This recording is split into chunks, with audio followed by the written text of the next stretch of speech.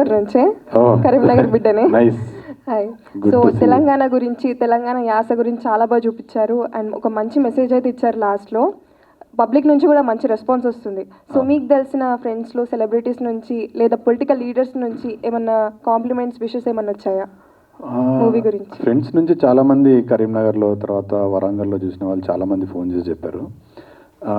Celebrities నుంచి అయితే ఇంకా రాలేదు. అంటే సినిమా కదా, కొంచెం అబ్జార్ప్షన్ టైం పడుతుంది. నిన్ననే రిలీజ్ అయినాయి, 10 సినిమాల వరకు రిలీజ్ అయినాయి. సో అట్లీస్ట్ 1-2 days పడుతుంది ఫర్ పీపుల్ టు నో, జనాలకి ఒక మంచి సినిమా వచ్చిందని తెలియడానికి. So waiting for that.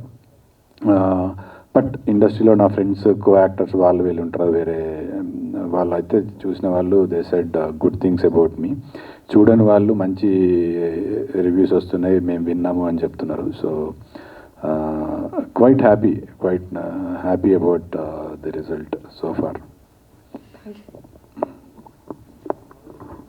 Hello director గారికి క్వశ్చన్. సార్, ఇప్పుడు షరతులు వర్తిస్తాయని అంటే నిన్న చూసాం ఐమాక్స్లో, చాలా బాగా నచ్చింది. అంటే ఇంటర్వ్యూల తర్వాత నెక్స్ట్ కూర్చోవాలి, చూడాలి ఏం జరుగుతుంది అసలు ఏంటి అనేది కూడా మంచి సస్పెన్స్ చూపించారు మాకు. అంటే ఇందులో ఒక స్కామ్ గురించి చూపించారు కదా, అంటే డబ్బులు ఊరికే రావు, డబ్బులు ఊరికే వస్తే మోసపోతామని. ఆ కాన్సెప్ట్ అంటే రియల్ లైఫ్లో మీకు అలాంటి సిచ్యువేషన్ ఎప్పుడైనా వచ్చిందా, అంటే ఇలాంటి స్కామ్స్? నేను ఇక్కడ కూడా ఇప్పుడు అంత మీడియాకి అంటే నేను రెగ్యులర్ పేపర్ చదువుతాను. ఇప్పుడు మనకు బ్యానర్ ఐటమ్ కంటే ఎక్కువ ఈ డిస్టిక్లలో వచ్చే వార్తలు, అట్ ది సేమ్ టైము ఇవన్నిటికి నేను రెగ్యులర్గా చూస్తూ, అంటే ఇవి ఎక్కువ నేను రెగ్యులర్గా చూసేటప్పుడు, ఈ ఆర్థిక నేరాలు చూసేటప్పుడు నాకు ఎక్కువ ఇన్స్పైర్ బై పేపర్ నుంచి ఎక్కువ తీసుకున్నాను. ఆ 50% అక్కడ పేపర్ నుంచి తీసుకుంటే 50% నా చుట్టూ ఉన్న మనుషులు. అంటే నేను ఎప్పుడు అట్లాంటి ప్రాక్టీస్ చేయలేదు, కానీ మాకు ప్రతిసారి ఎదురయ్యేటి ఇట్లా ఇది చేద్దాం అది చేద్దామని అక్కడి నుంచి తీసుకున్నాను సార్. చైతన్య, ఈ షరతులు వర్తిస్తాయి మూవీ అనేది చాలా గుడ్ ఇంటెన్షన్ ఫిలిం అండి, చాలా బాగుంది. సో మీరు ఈ క్యారెక్టర్ చూసినప్పుడు మీరు చిరంజీవి గారిలో కనిపించారు, ఒక కరీంనగర్ సామాన్యుడు ఫ్యామిలీ పర్సన్ లాగా కనిపించారు. సో ఈ మూవీ చేస్తున్నప్పుడు ఇట్లా ఈ ఫైనాన్షియల్ క్రైమ్స్ గురించి చేశారు కదా, సో అవేర్నెస్ కోసం చూపించారు.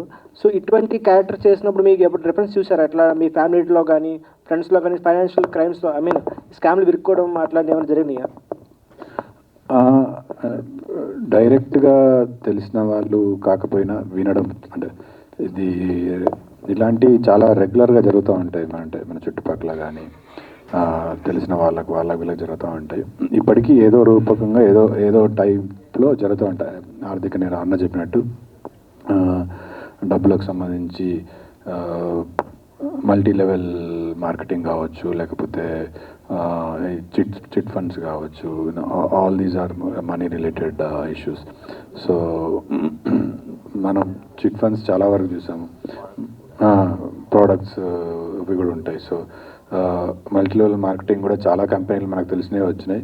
ఏదో ఒక టైంలో అట్లీస్ట్ మనం కాకపోయినా మన పేరెంట్స్ అయినా అందులో ఏదో కుక్కర్ వస్తుందనో, వాషింగ్ మిషన్ వస్తుందనో ఆశపడ్డ వాళ్ళు ఉన్నారు. అండ్ నిన్న సినిమా థియేటర్లో చూసినప్పుడు, లేకపోతే ఈవినింగ్ వేరే వాళ్ళతో మాట్లాడుతున్నప్పుడు one of them was saying,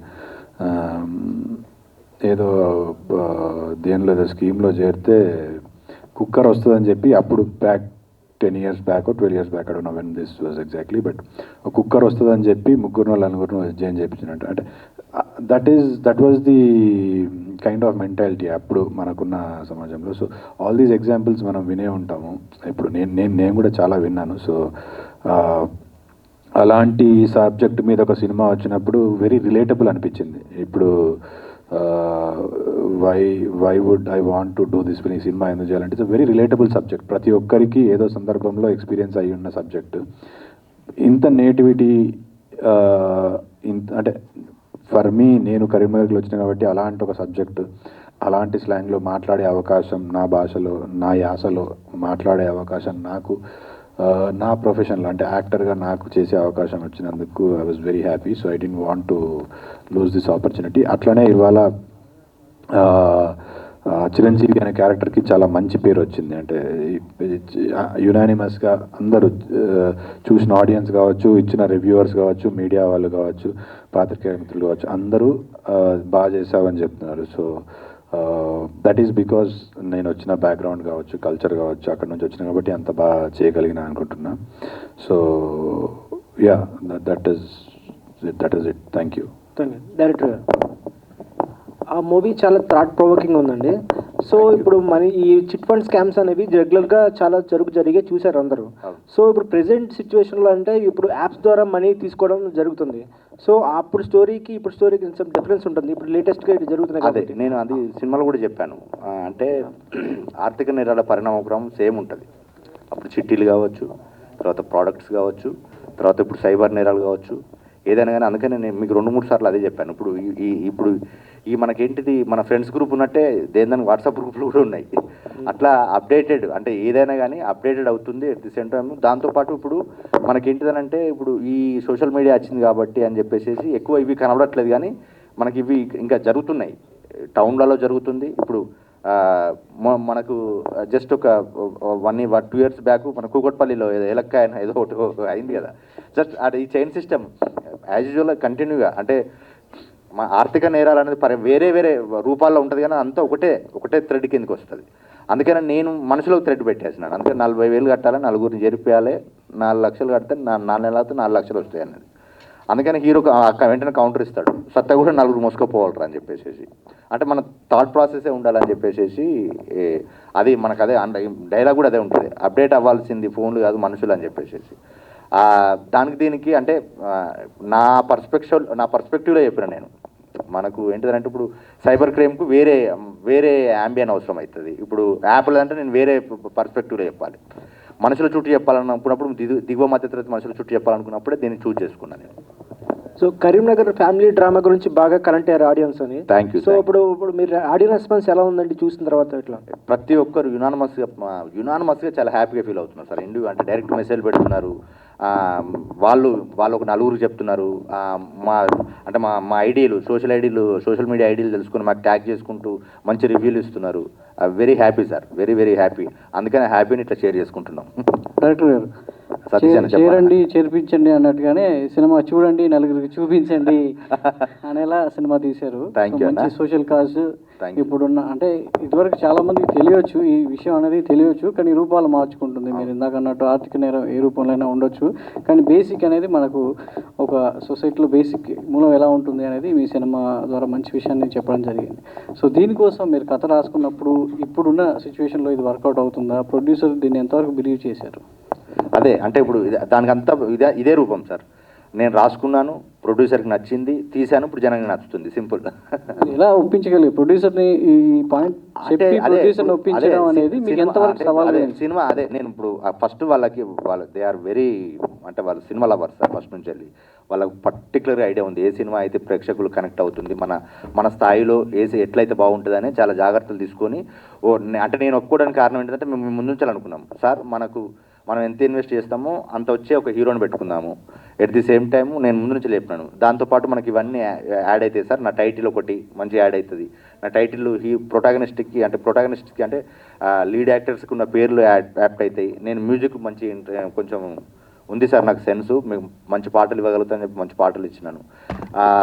చెప్పినాను మనకేంటిదనంటే ఏమున్నా కానీ మనకు సినిమా ఆడడానికి ఒక 20-30 సీన్లు అంటే ఆడితే మస్తు ఆడుతుంది కదా, మనకి అంతకంటే మంచిగా ఉంటాయి సార్ అని చెప్పేసి కొన్ని సీన్లు చదివి వాళ్ళు అప్పుడు ఈ సీన్ ఖచ్చితంగా బాగా వస్తుంది అని చెప్పేసి వాళ్ళు కూడా డిస్కషన్ చేసి మేము అది ఇప్పుడు నిజమైంది. అంటే మేము అప్పుడు డిస్కషన్ చేసి ఇవన్నీ నిజమైంది. ఇవన్నీ అప్పుడు వాళ్ళకి చెప్పినప్పుడు దోహదపడ్డాయి ఇవన్నీ. చైతన్య గారు, సో కరీంనగర్ కుర్రాడిగా కరీంనగర్ చిరంజీవిగా సో సినిమాలో కనిపించడం జరిగింది. ఇంట్లో భార్య అత్త కోడళ్ళ మధ్య నలిగిపోయే భర్తగా, సో ఒక సొసైటీలో ఒక చిన్న చిరుద్యోగిగా మీ లైఫ్ లీడ్ చేస్తున్నారు. సో రియల్ లైఫ్లో అత్త కోడళ్ళ మధ్యలో నలిగిపోయిన రియల్ చిరంజీవి ఉన్నాడా మీలో? ఇంకా లేడన్నా, ఇంకా పెళ్ళి చేసుకోలేదు, ఇంకా నలిగిపోయే టైం రాలేదు. బట్ లైఫ్లో చూస్తుంటాం కదా, వేరే ఫ్రెండ్స్ని కావచ్చు, లేకపోతే కజిన్స్ని కావచ్చు, వాళ్ళని కావచ్చు, మీలాంటి వాళ్ళని చూసినప్పుడు ముందే ఎక్స్పీరియన్స్ ఇచ్చాడు డైరెక్టర్.